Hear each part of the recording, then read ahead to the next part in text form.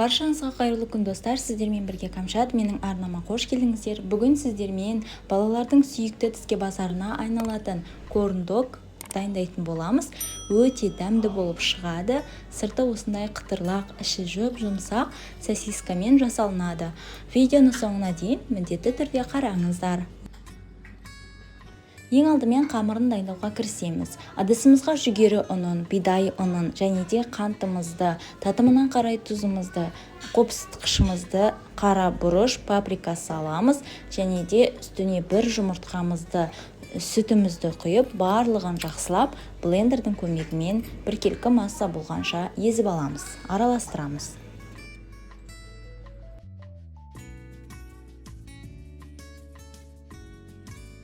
Нәтижесінде бізде осындай қоймалжың масса пайда болады. Енді сосискаларымызды дайындауға кірісеміз. Мен сосисканың осындай халал түрін қолданамын. Сосискаларымызды осылай екі бөлікке бөліп аламыз және бізге осындай ағаш таяқшалар қажет болады. Осы ағаш таяқшаларымыздың үшкір жағын емес, келесі жақ бетін түйреп шығатын боламыз.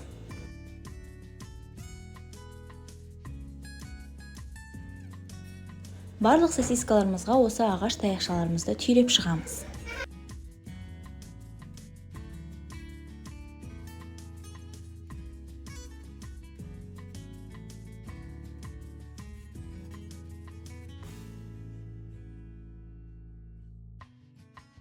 Сосискаларымызды осы қоймалжың массаға батырып алып, майда қуыратын боламыз.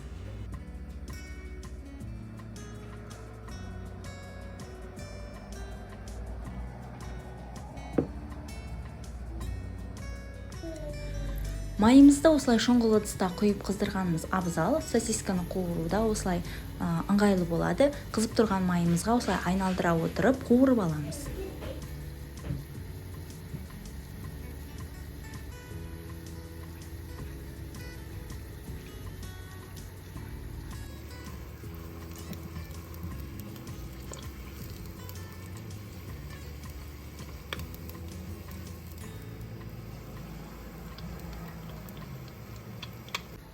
Осылай толықтай қызарған сәтте бірден майдан аламыз.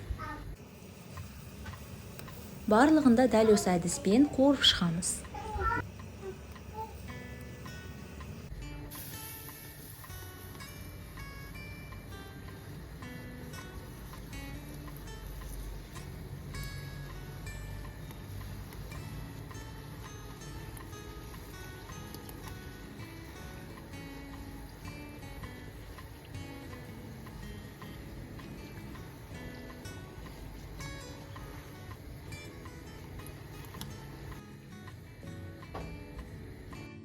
Корн-догтың сыртының қытырлақ болғанын қаласаңыз, онда осы қоймалжың массаға батырып алып, және де панировочный сухариге аунатып қуырсаңыз, сырты қытырлақ болып шығады.